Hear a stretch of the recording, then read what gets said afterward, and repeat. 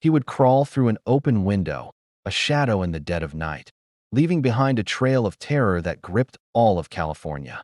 But how did one man manage to create such widespread panic? What drove Richard Ramirez, the man the press would dub the Night Stalker?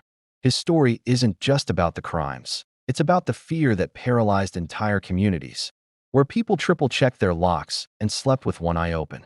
Born in El Paso, Texas, Ramirez's childhood was far from ordinary. He was exposed to extreme violence at a young age, particularly by his older cousin, a war veteran who would show him gruesome photos from his time in Vietnam and even bragged about his own horrific acts. These early experiences warped his perception of the world, planting seeds of darkness that would later grow into a monstrous reality.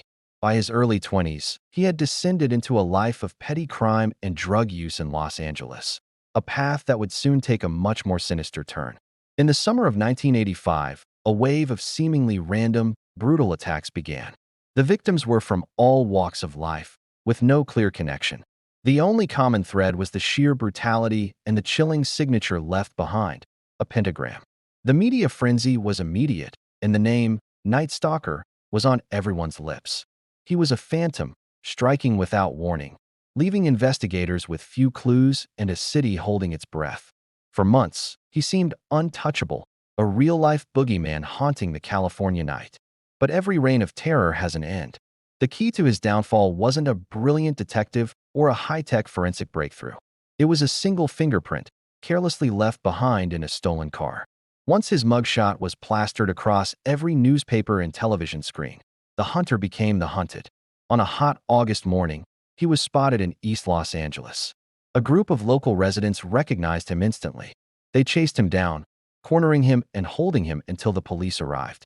The man who had held a city hostage was captured not by a SWAT team, but by the very community he had terrorized. The story of the Night Stalker serves as a chilling reminder of the darkness that can exist, but it's also a story of a community's resilience. It shows that when people stand together, even the most terrifying monsters can be brought to justice. What do you think is the most haunting aspect of this case? Let me know in the comments below, and if you find these deep dives into true crime fascinating, make sure to subscribe and hit that notification bell so you don't miss our next video. Thanks for watching.